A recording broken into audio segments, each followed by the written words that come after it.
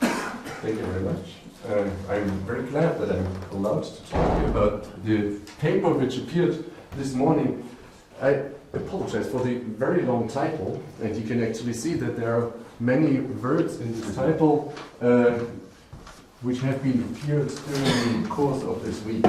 Actually, I'm in a very favorable situation because what we need here has been discussed from different angles and different aspects during the talks of, first of all, Stefan Stieberger and Claude Dour and Oliver Schlotterer and Federico Zerbini, last but not least, Francis Brown's talk yesterday. So I assume, and I will repeat a couple of things, but many of the objects which actually will appear have been discussed before. That makes it an easy task for me. So that's very favorable. So I will be talking about string amplitudes, and we have had many jokes about string amplitudes during the course of the week, as string theory is, of course, not a phenomenological viable theory, but on the other side, string theory amplitudes is at least the way I understand it, is a laboratory which allows you to focus on a couple of structures which later on, in honest calculations, might play a role. For example, we have seen in Claude Dour's talk that Eisenstein series with respect to congruent subgroups and the associated cyclotomic and twisted elliptic multiple zeta values play a role in the sunrise integral. And we have also seen that elliptic multiple zeta values can appear, for example, appeared in the talks of Stefan Weinzel and Christian Winkler. So let me start and let me tell you what the idea behind this long title is.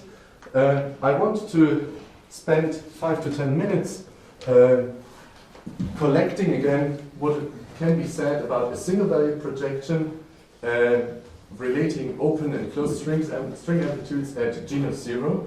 And that is merely to set a starting point to tell something about genus 1 later. So let me get started, and let me get started with a very general statement. So the objects we are interested in are scattering amplitudes in string theory. And for the context of this talk, I want to exclude actually a lot of the physics which is in these string amplitudes. So here, in general, the string amplitude can be obtained as an integral over a Riemann surface of a certain genus, and I leave that blank because I will talk about genus 0 and 1. And it's a function of alpha prime, which is the energy expansion parameter for the string amplitudes, and it depends on the momenta of the external particles and polarizations.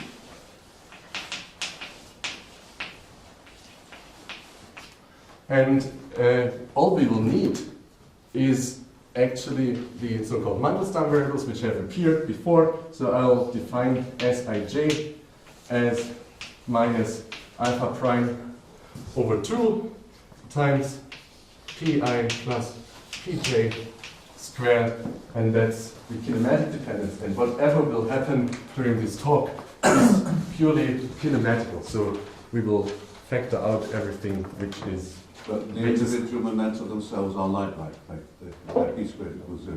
Yes, indeed. That is true. So it's actually very tough in string theory to make statements about non-on-shell particles.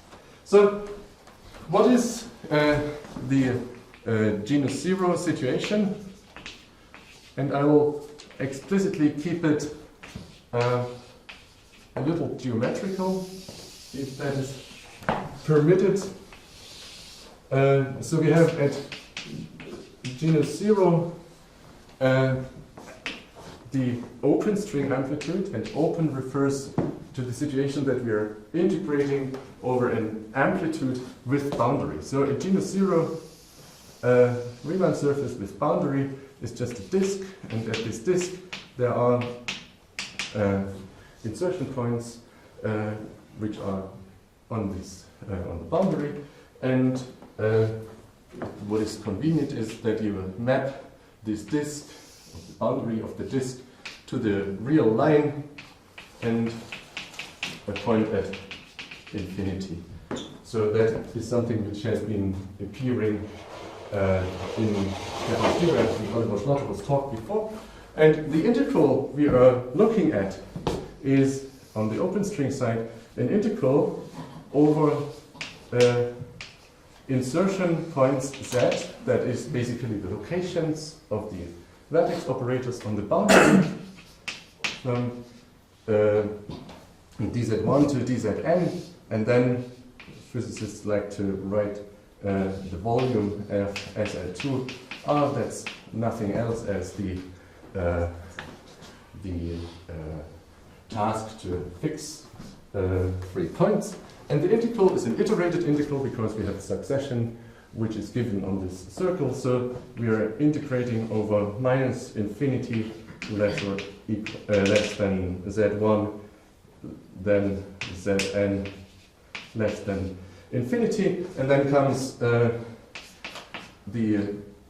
part we are really interested in. That's a product over differences between the z's, so zij is just zi minus zj, and this is taken to the power of the Mandelstam variable and divided by product of differences of the insertion points. Now, this is not the string amplitude, but that's the interesting part of the string amplitude for the current setup. So, in general, you can write the 4-point open string amplitude at genus 0, that is on this disk, as some field theory contribution, which is the Yang-Mills amplitude, which carries all the polarization dependence times the string correction factor f for 4 points open. And I will only talk about 4-point amplitudes today. That makes the factor a scalar. This amplitude is a number, but it is a number which comes from a function which depends on the, let me do it like this, on the Mandelstam variables and the polarizations. So the external states are taken carefully here. Now, we have seen in Stefan Stieber's and Algebraic Geometry talk that this object f becomes a matrix and a little more complex if you go to more points. But for the sake of what I want to tell today, let's stick to 4 points, and this is just a scalar here. So, and it is already a rather old result that this function f, and which is something you have seen before, the f 4-point and open at genus 0 is can be expanded in alpha prime. The alpha prime is in these Sij variables, and you get 1 plus zeta 2 times some minus s1 to s2 3 plus zeta 3 times s1 2 s2 3 s1 3 and a couple of further terms, and all types of zeta values appear. So that's not only actually no, in the 4-point amplitude they don't. In 4-point amplitude it's only single zeta values, but if you would write it down for more points, you would get all types of zeta values. And there, in Algebraic talk yesterday, there were permutations sigma and rho. That's exactly the point. I'm considering only the 4-point amplitude, and for the 4-point amplitude you get away with just a trivial permutation. Then in your first formula, there's no, in your integral formula. So that is a formula which actually tells you the type of integral I'm considering, and if I confine myself to 4 points, then it will be 4 z's here, 3 of which I can fix by going to a particular SL2 frame. Yeah. So I really want to dwell on the structure and not write too many permutations which might shield what I'm going to present.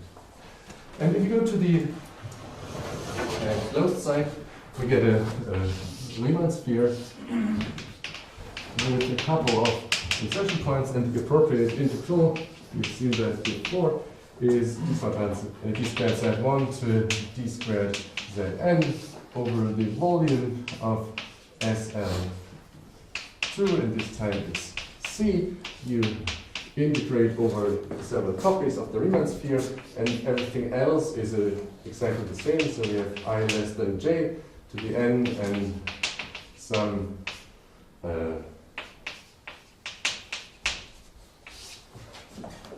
Cobra-Nielsen factor, and we have heard a lot about that here. Instead of just having a holomorphic difference, a product of differences of the insertion points, we also get an anti-holomorphic product here. And the closed F, if I write now the 4-point amplitude again, then I can write M 4-point closed at genus 0. Then this will be again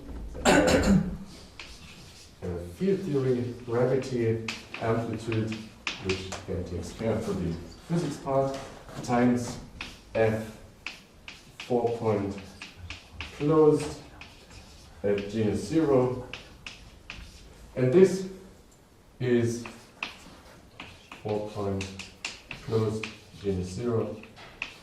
This is again an expansion, but now it is only single-valued zetas which actually appear here. So with a factor of 2, as you would expect, and this nicely ties in with the KLT relations, or the, I'll just write it in quotation marks because we've heard talks on that, or the single value projection. So you can see if you apply the single value projection to the zeta values in the function f, you will end up with the closed string f kinematically correct. Do you get products on the right? Do you get zeta 3 cubed as well as zeta and At higher orders, I do, yes. Now, so this is a very nice construction, and one can actually understand the KLT or double copy property as taking two of the spheres and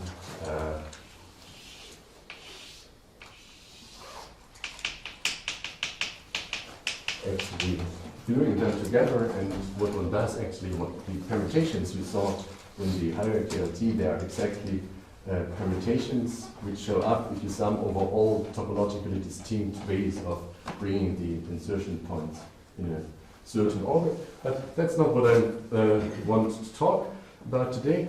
I would like to talk about what can be a physics setup which implements something like this single value projection at tree level at the genus 1 simplest, at one loop. And I will not mention all the beautiful results at tree level which have been found by many people in the room, and others which are not here, polylogs, Grinfeld, KZ equation, whatever. It's all there and it's nicely understood. But this talk today is a little more experimental, and many of the results we see are actually done numerically or experimentally. Numerically, because when we take the co-product, we can determine the highest weight component or integration constant, but they actually work out at a very high level, and I will explain. So let's go to genus 1. And what I will write down is very similar to what I wrote down on the blackboard above here. So for genus 1, one will consider a genus 1 bounded surface, and for simplicity I will allow the insertion points to be only on one of the boundaries. The case where the insertion points are on two boundaries is well understood as well, but let's keep it simple for now. So, and this one can be nicely mapped to half of the fundamental domain of an elliptic curve. And this is the shaded region. Here, and the shaded region corresponds to exactly this annulus here, and is obtained by cutting the annulus open and identifying the two sides of the parallelogram here. So that's the convenient parameterization, and we are choosing tau over 2 here because we don't want to identify the inner boundary and the outer boundary of the annulus. Right? So these are distinct, and if I would actually take the whole fundamental domain for parameterizing this amplitude, then I would have the natural identification. There are no insertions in the inner circle? There is the possibility of insertions on the inner circle, and this is a slight more difficult amplitude to calculate, but for the sake of this talk I want to confine to those because they are sufficient.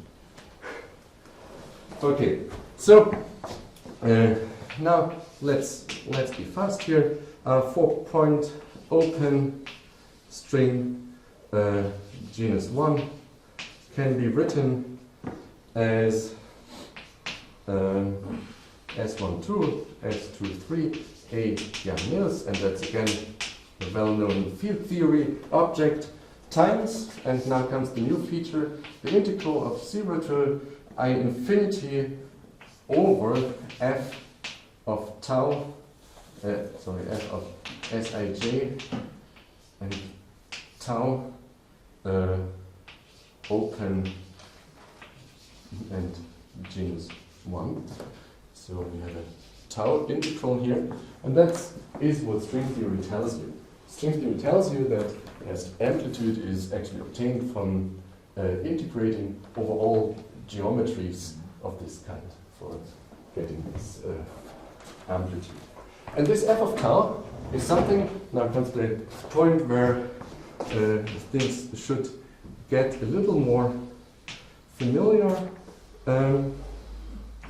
4-point and open of Sij and tau.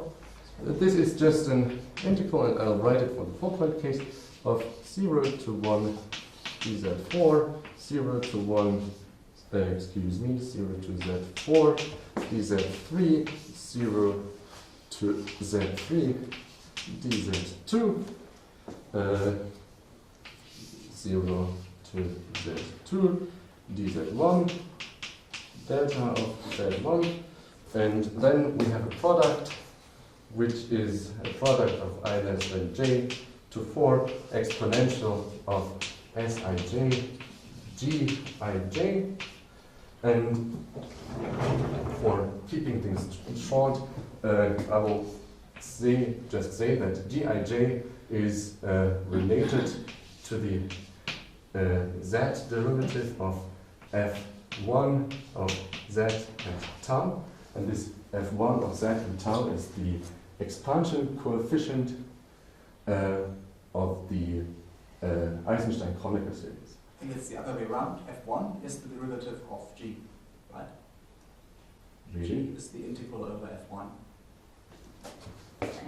Actually, yes. Thank you.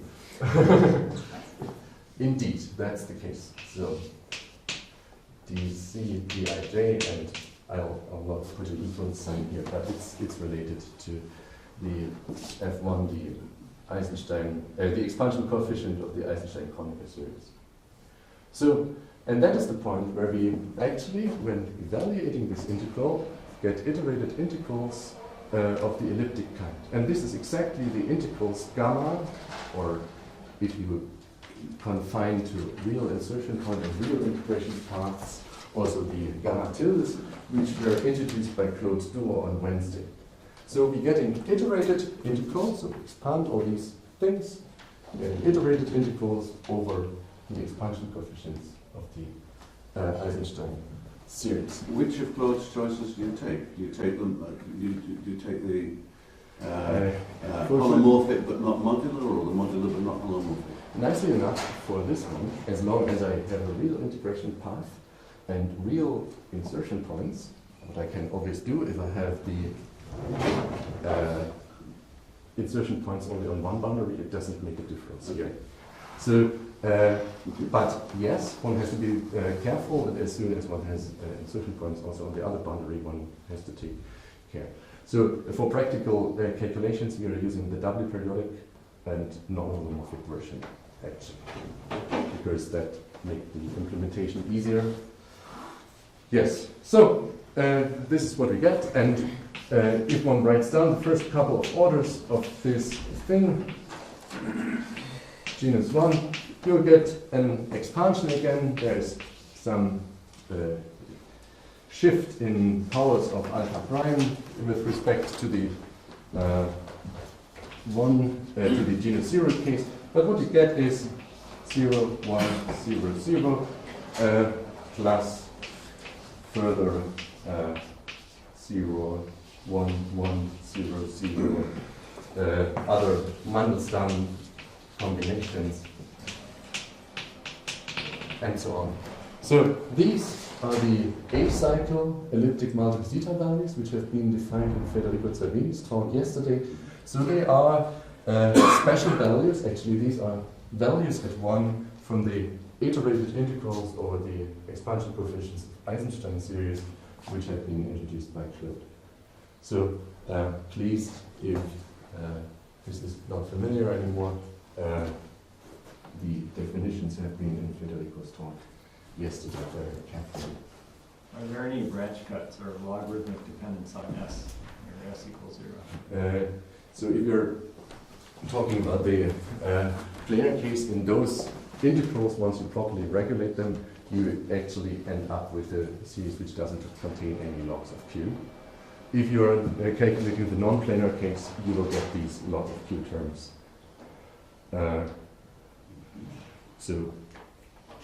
This is something we don't need to deal with here right Does now. that mean normally you would get branch cuts in the large n limit of the E? You don't see them in this function. I get branch cuts when I calculate this type of integral, and I have to properly regulate, and we need to choose a tangential base point regularization in order to make this make this I mean correct. branch cuts in S. Yes. In S1 to the S3, yes. in the Mandelstam variable.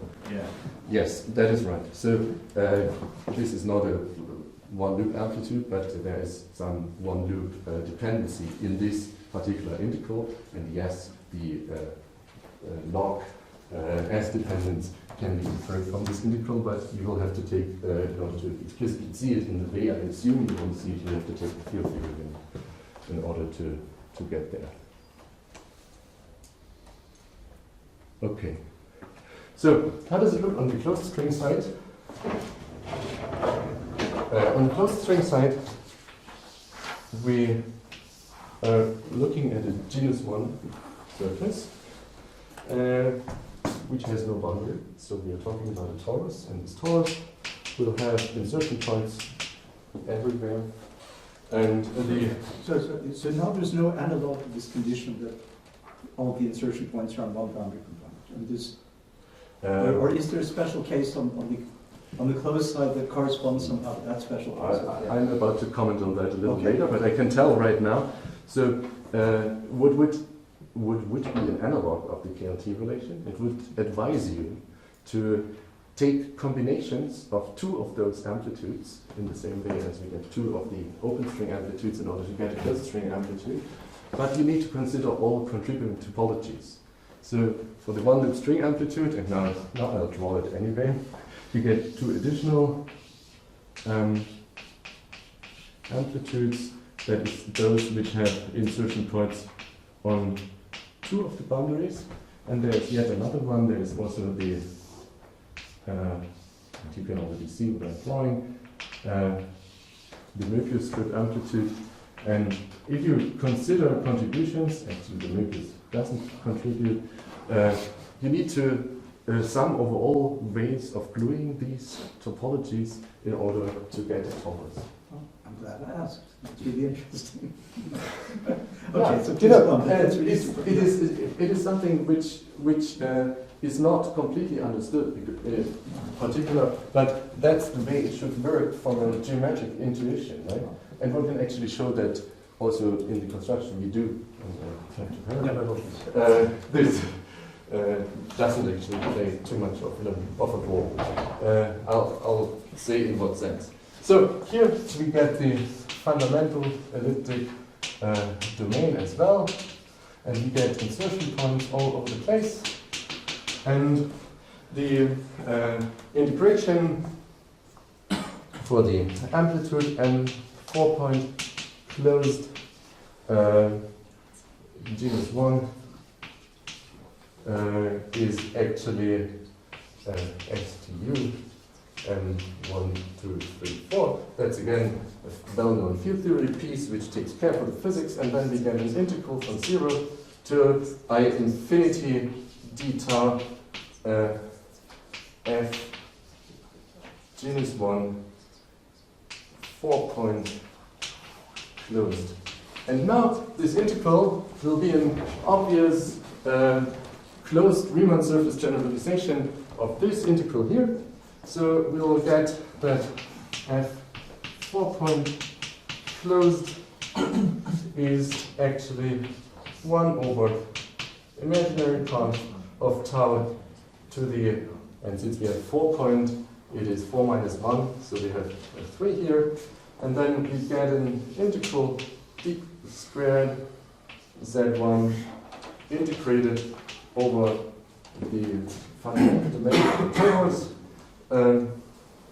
And so that's already fixed. And we have d squared z2 integrated over the torus. Sorry, maybe. Am I doing something wrong? The domain of integration of M should be the fundamental domain. The actual tau. Yeah. Not 0 to infinity. It's d squared tau. Oh, sorry. Yes, yes. I wrote what I wrote in the. So we want, of course, integrate over all distinct geometries of the torus, and I just wrote what I had to write on the open string side. It's the fundamental domain of the big keyhole region. So we want to integrate over the fundamental domain of the torus. STU are the minus and Thanks.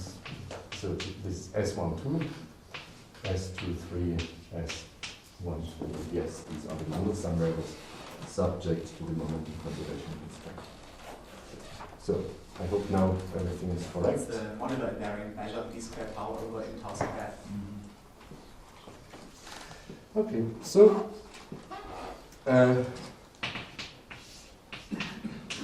we can actually write the integral down here, and we'll again get a Covariance factor here, so that the sum over all I less or equal than j, Sij, g, ij of tau.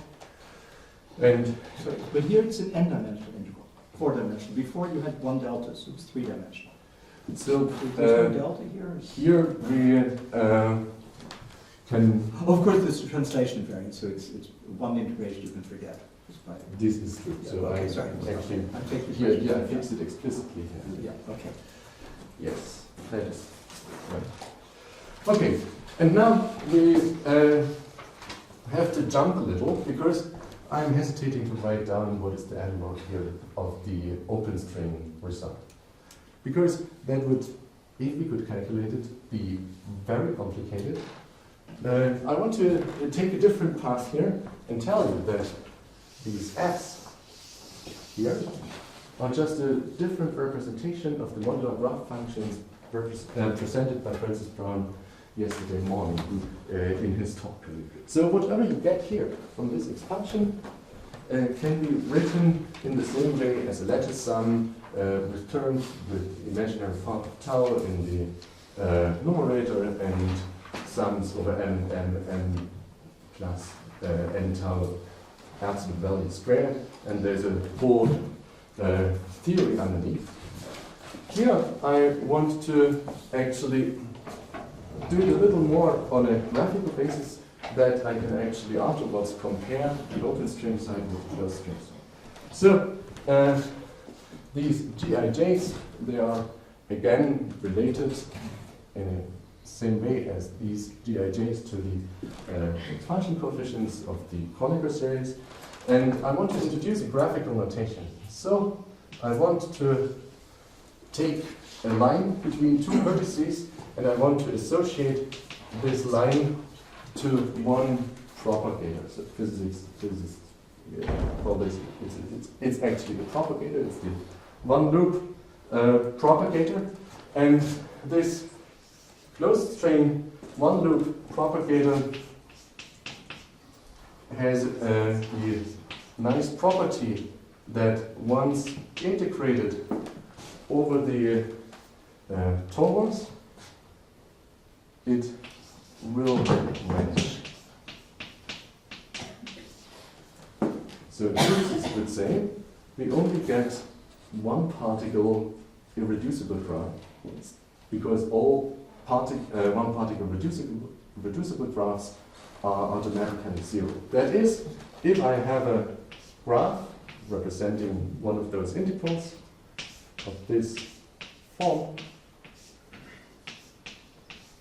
I don't know, as soon as I have a single line which allows me to cut the graph in two, this will vanish because of this condition, because each line is a propagator, and if I integrate over one of the variables associated to this propagator, ij, which is again related to the difference of the insertion points, then this will vanish.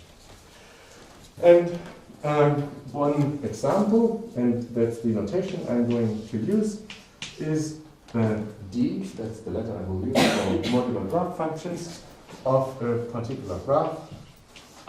Say this one, which has two lines connecting the lower vertices and otherwise a triangular shape. That would be just 1 over imaginary part of tau squared, d squared z2, d squared z3, g12, g23 squared g13. And here, getting back to the question, I fixed z1 equals 0, I get a different power of tau, or the correct power of tau. And then you can see there are 4 propagators, there's a double propagator. And from now on, I will actually use this type of notation. So now the imaginary part of z is non-zero, so you have to say which type of these you're using, right? Claude's notation, it's the B type or something. Not yet. Not yet? So what we'll get here is indeed something which does contain integrals over parts with where the imaginary part of z is non-zero. But for now, and you can see that in the explicit form of the propagator.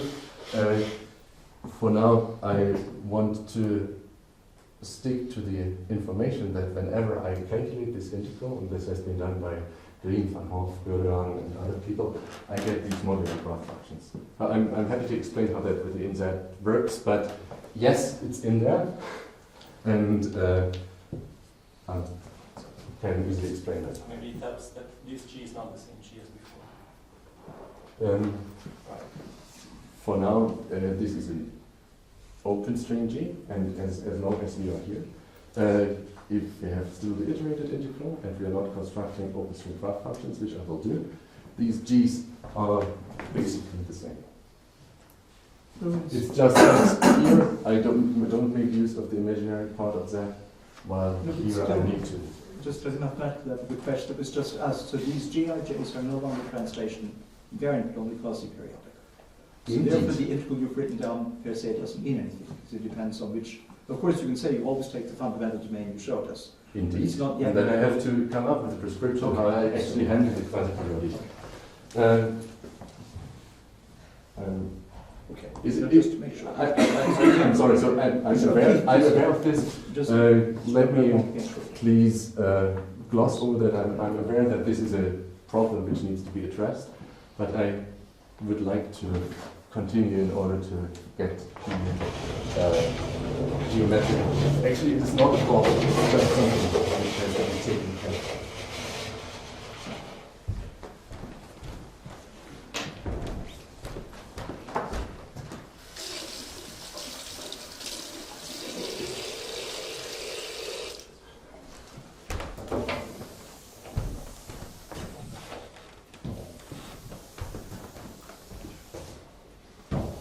So could I summarise your answer as saying that you're working with the non-multiple periodic with some prescription?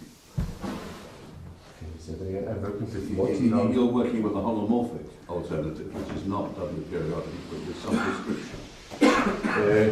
If we were able to calculate these integrals right away, we would do this. Exactly. But we can't actually calculate right. those integrals. Okay.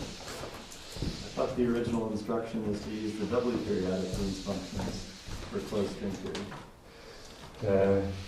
That's right. And so what you would do, you would actually supplement your Eisenstein series with a factor which takes part, which compensates the lack of double periodicity, so which makes it an honest doubly periodic functions, and actually these integration rates f, I just erased, they are proper doubly periodic functions.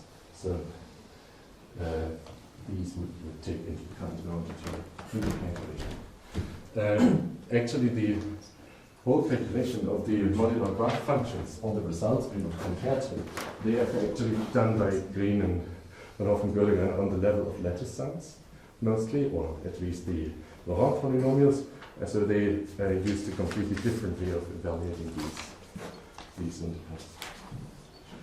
So, one important part, and that is something which was mentioned by Francis Brown yesterday, there are very many identities between these modular graph functions, and I will just write two easy identities, and I'll do it in a graphical way. That is, there is the D of this graph minus D of the triangle graph minus zeta of 3, which vanishes, and there is 0 equals D of the graph with 4,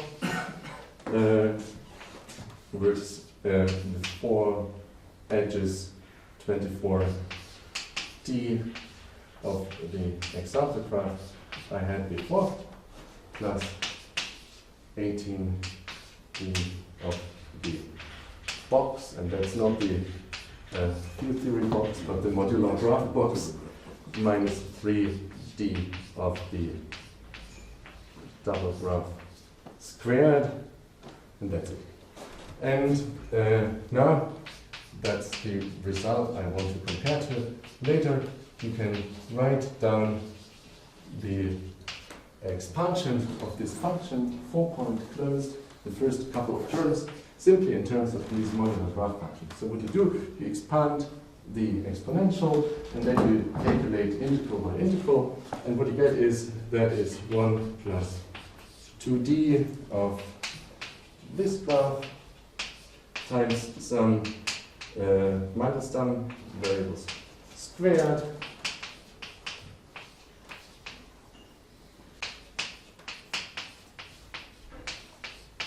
plus a lot of other terms. So there is a plethora of different graph functions. And I would see zeta 5 if I had a one-row loop with it.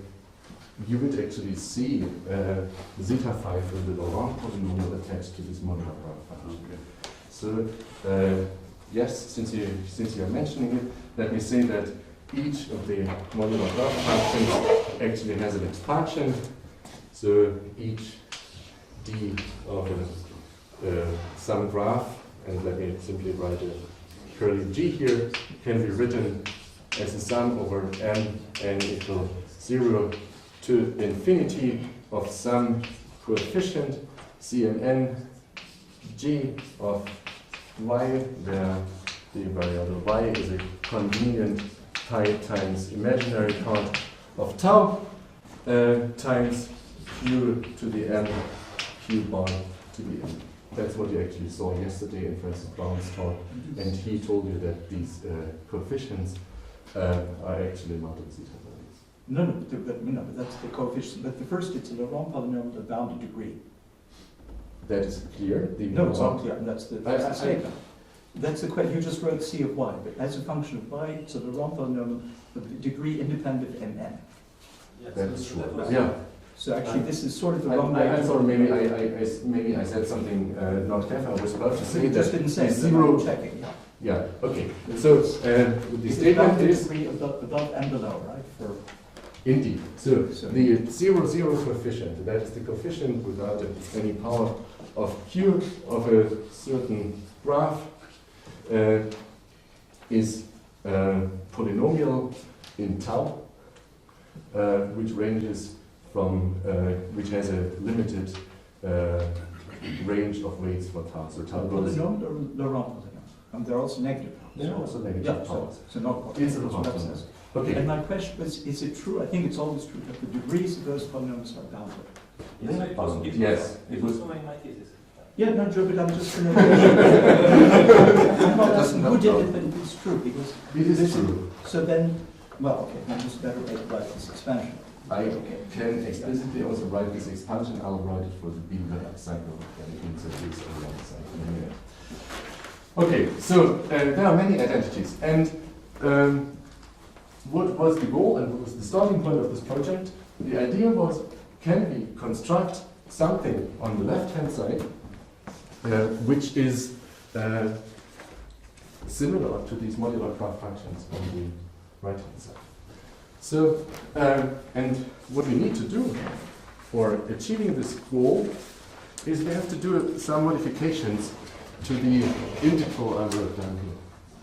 So the first thing is, if I take a closed string integral and I write the integral dzi over gij, and now it's the open string gij, it's a real z, this one will not vanish.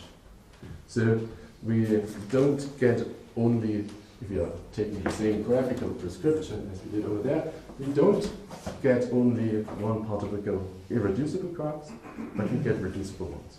So we want to do something about that. And it turns out that doing something about that also requires one to do a second step. So here we do have an iterated integral which incorporates the particular order of the insertion points on the boundary. Here, however, this integral doesn't care about whether z1, so let alone that it can't have an ordinary prescription on the complex plane. So what we'll do in order to get something which brings us closer to the modular graph functions on the right-hand side, we will symmetrize over the integration regions of the open string function. That is, we will radically add all different orders of insertion points on the open string boundary, and at the same time shift the Green's function by a value. So we will define the Green's function Pij, which is different than the Gij, and we'll actually add one particular zeta value and have the one Zi, Zj minus gamma of 1, 0, Zj, and that is just this part is just a different representation as an integral in these functions f. So that's the and the gamma integrals which have been showing up in Claude Lewis thesis. And what we get now is that the integral dzi Pij is actually 0. And now we can write down what this 4-point open symmetrized factor actually is. And I'll be rather short. Symmetrized open, sorry, genus 1. And it turns out that the expansion you get is exactly the expansion we got on the closed string side for the modular graph. That is, I can write this is f 4 point open.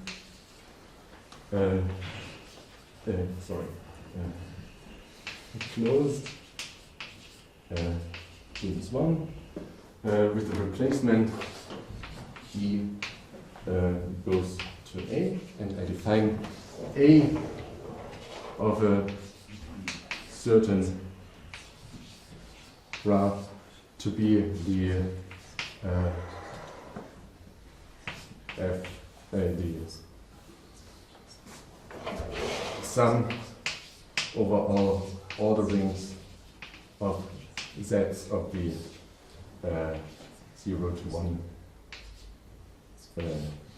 dz4, 0 to z4, dz3, and so on. Integral, which is the same as integrating over the full cube. So I basically added all simplices in order to get an integral of the full cube. And these functions a of g, that is the symmetrized integrals, which are again labeled by a nice graph like that, these are the functions we are interested in.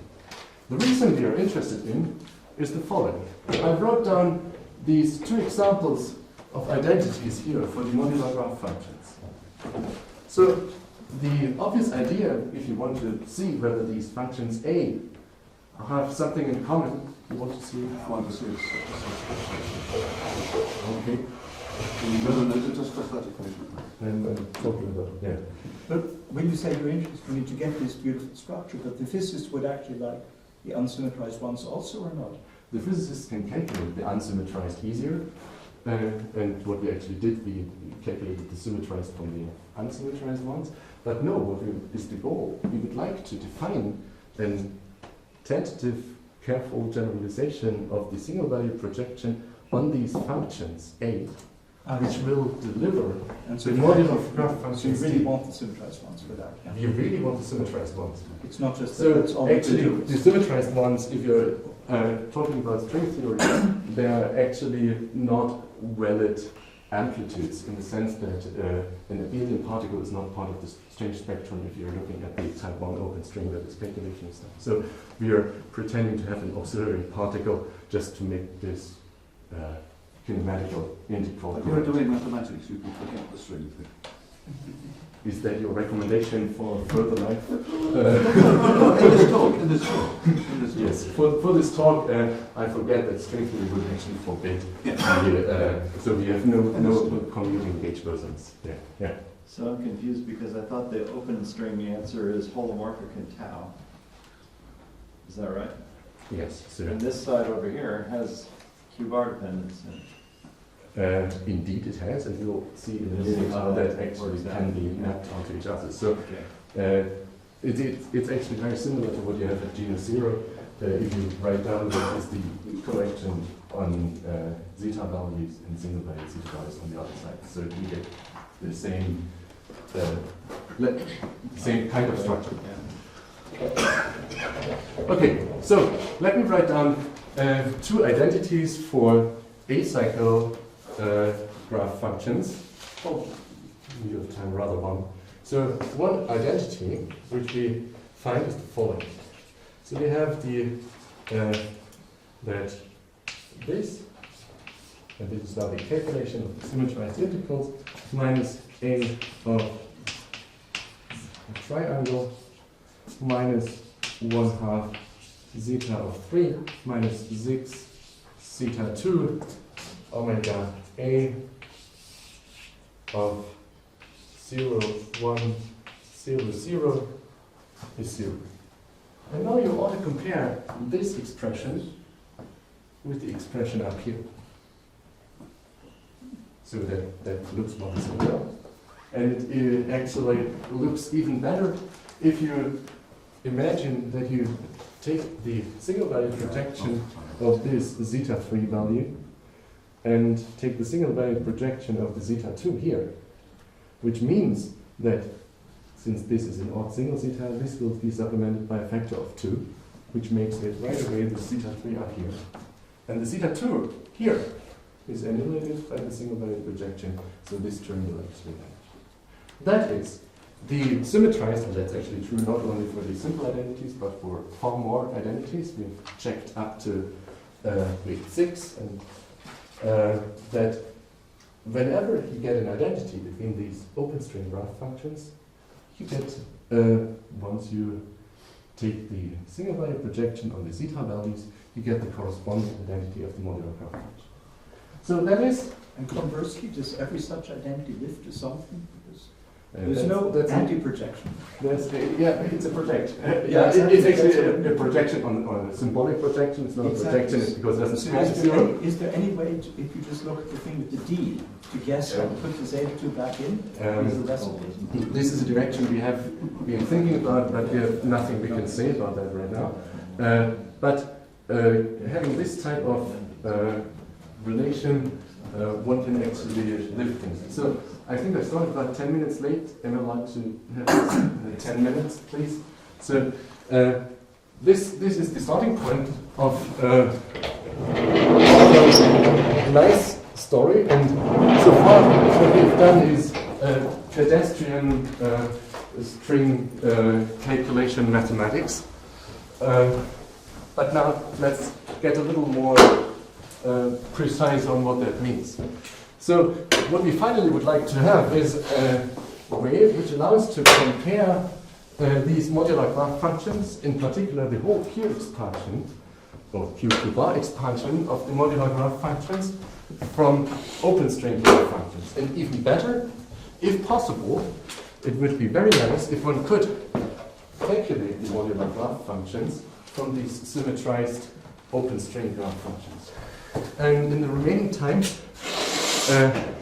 I would like to sketch the structure which actually lets us believe that at a certain point it will be possible to construct, calculate the modular graph functions from known objects on the open string side.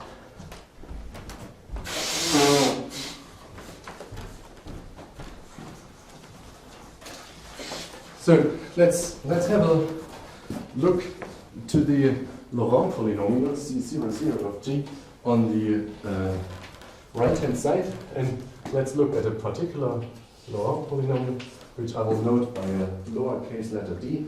That means simply that's the C00 coefficient of the appropriate modular graph function, and that's a very simple object. This is 2y cubed over 945 plus 3 zeta 5 over 4y squared.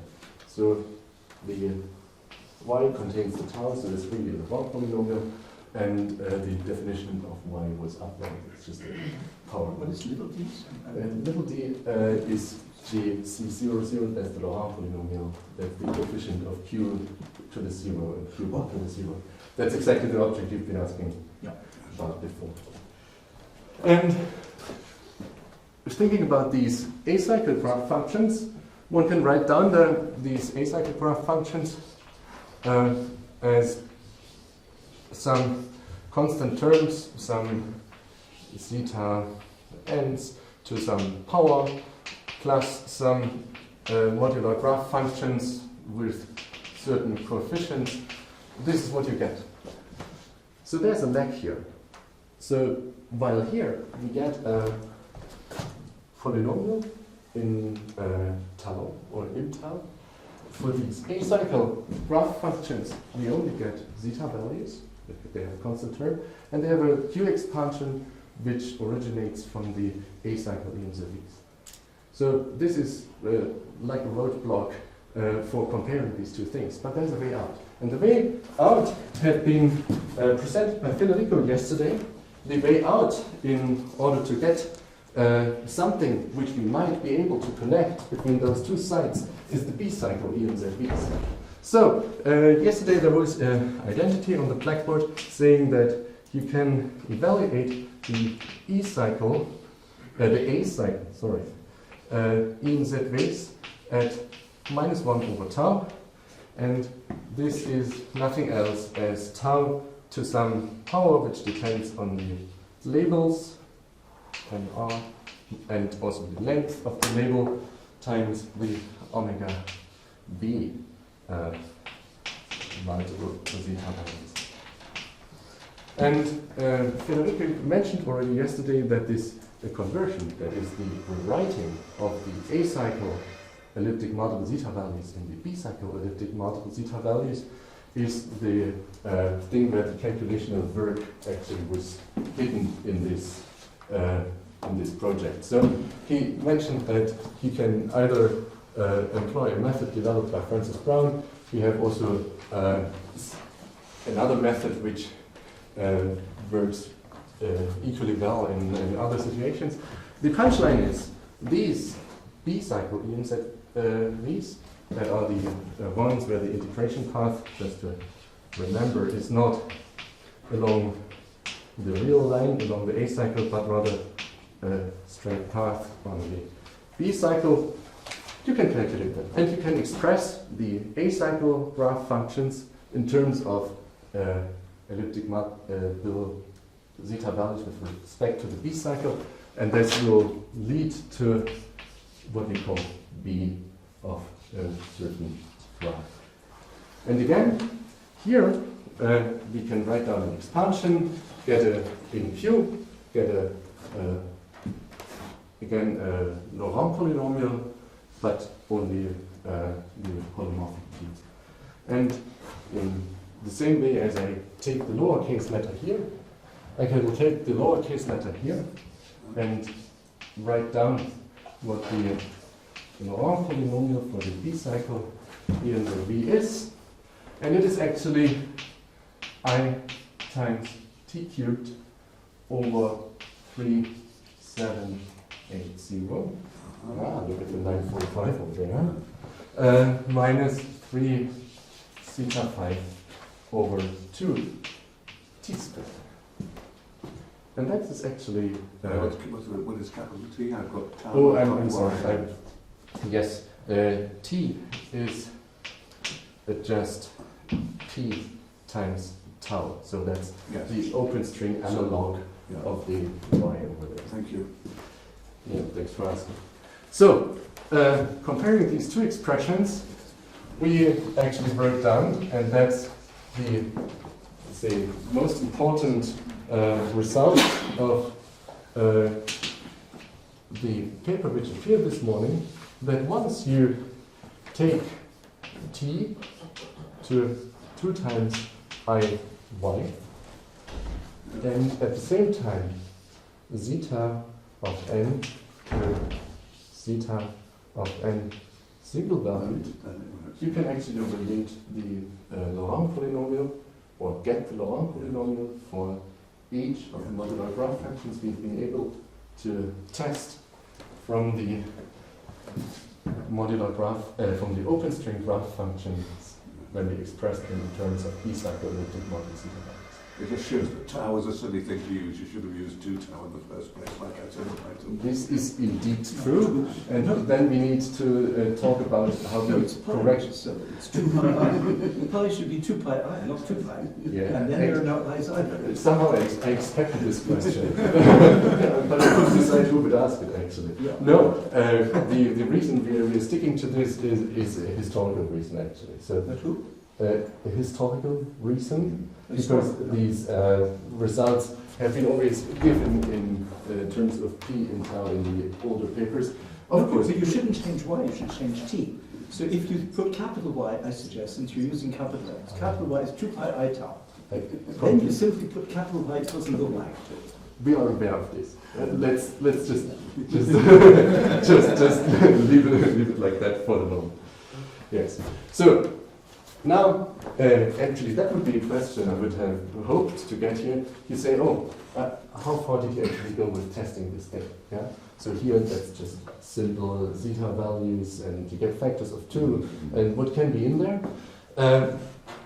We didn't write this. Actually, that's a vector here. The article was done in the middle of November. If it were not for testing some non-trivial case. So the non-trivial case is we wanted to see whether a zeta value 353 at weight 11 would actually be projected onto a single valued version on the modular graph side. Zeta 353 minus zeta 3 times zeta 53. Hopefully, yes, and that's actually the case. As discovered by Kramer and I 20 years ago. Yeah, but the challenge here is to actually show that you can get the calculation to work. Yeah. So what we calculated was a graph of the particular form here with 1, 2, 3, 4, and 5, and you could see that it was neatly mapped, and the expression is in the paper to the graph here with 5 propagators, and the statement is that it's not only single zeta values and the trivial part of the single value projection which connects the open string graph function to the modular graph function, but it is actually, as far as we could test, the full single value projection, which is part of this tentative generalization in the elliptic case. I didn't get the definition of B. B is A, once you rewrite the A cycle elliptic multiplicity values into B cycle elliptic multiplicity values. I think you just take -1/tau. You don't consider the elliptic multiplicity.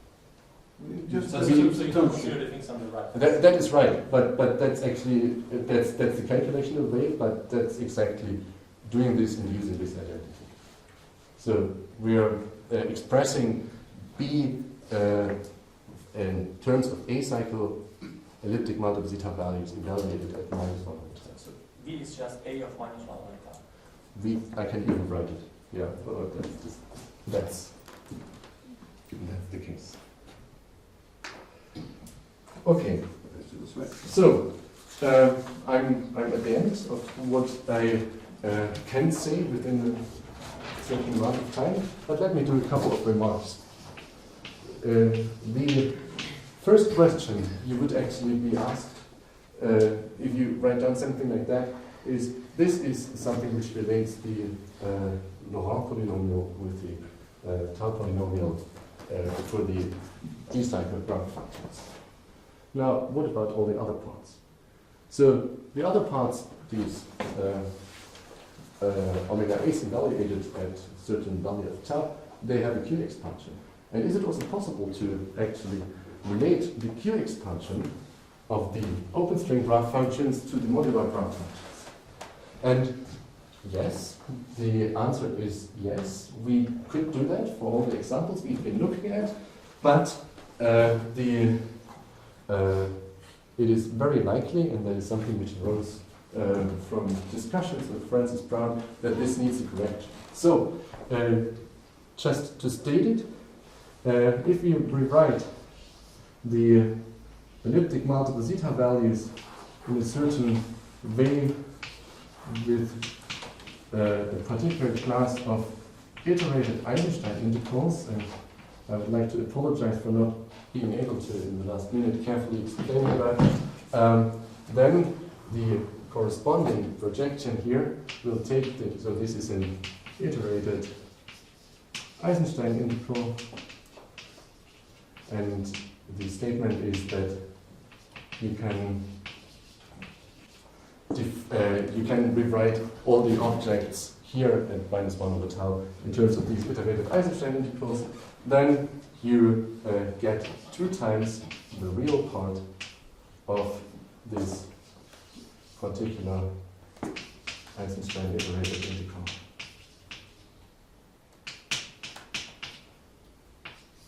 And if you can perform this mapping, then you can actually construct the modular graph functions from the B-cycle modular graph functions, but only for the examples we have been testing. So it is very likely, and that is something one can, with a little work, infer from Francis Brown talks from yesterday, that there is further terms here for starting from a certain depth of these Eisenstein integrals, and this will need correction. This whole thing, if you remember yesterday's talk, would basically amount to constructing the map B phi between the two associators he had written down yesterday, I think actually about it at this point on the blackboard, for the KZB equation. So then he said how to actually construct a single valued map for these iterated Eisenstein integrals. So we think that's only the first term, but for the simple examples we have been testing, this will actually allow you to calculate the Q expansion of the modular mass. Now, So you think you can get the full Q and Q bar dependence from this? for the examples we tested, yes. This was up to length 7 and 3 instances of G4. So I think one can call it depth 3. That was the most advanced example where this mapping turned out to work. But we should be very careful. So for this depth 3 example it worked, but there might be other depth 3 examples where it doesn't work. Sure. It's experimental. Yeah? So, of course, now one can start thinking what happens with higher points. You'll get some combinatorics for that, and nothing of this is really settled in this formalism. One can make a consideration about non-planar graph functions, and we have a chapter in our article about this. And the punchline is that these non-planar, that is the graph functions with the insertion on two boundaries, they are actually the same as the functions with one boundary once you apply these ESV projections. So the difference between these two types of functions gets killed, which is also geometrically a nice thing. And of course you can ask about higher genera, but this is beyond today's talk. Thank you for your attention.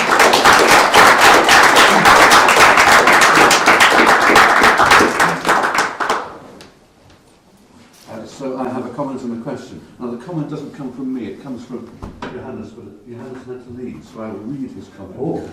Johannes gets up very early in the morning, and before he has breakfast he goes to the archive. Right. So I could see that because yes. I So here's a comment from him. Dear Herr Brödel, with interest we saw the above paper.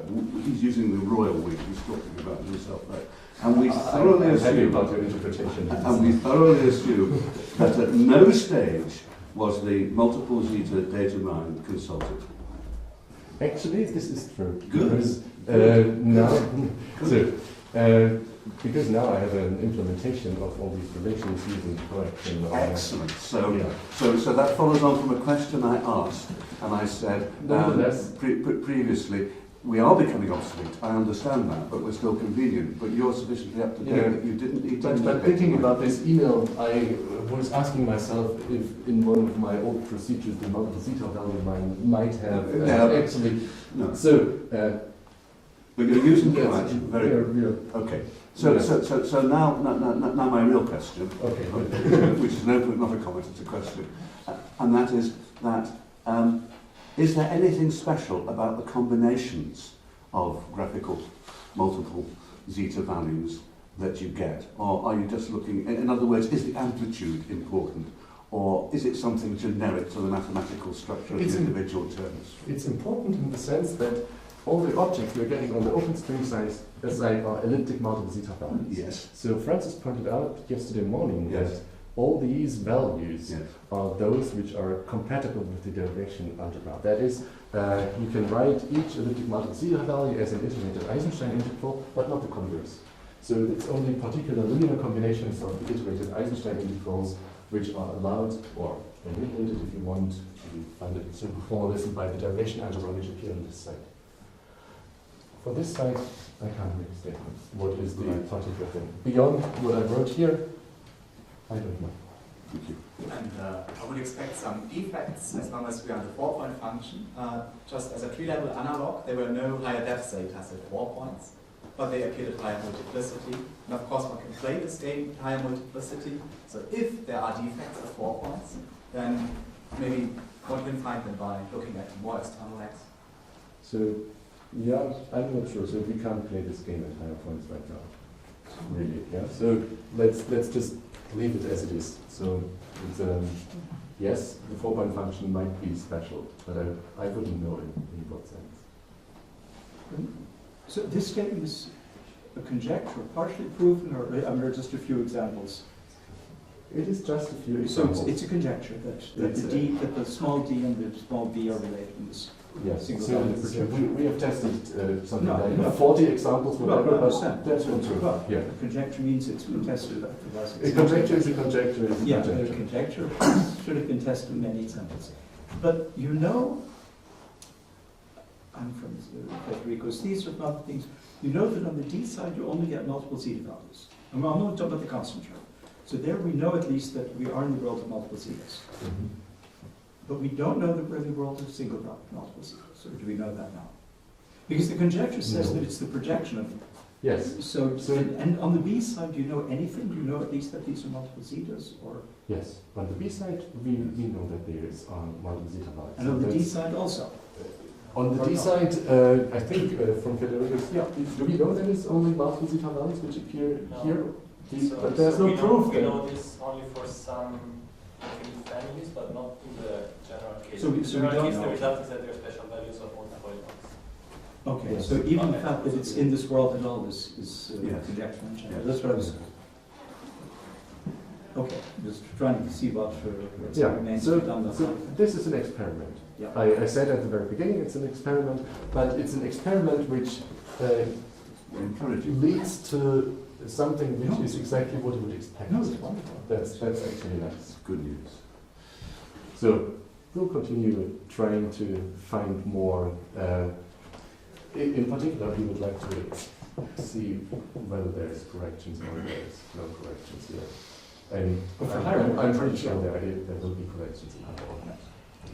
I have a more stupid question. So you said the non-symmetrized versions are not so interesting for you, but do you have a conjecture of what they correspond to on the closed side?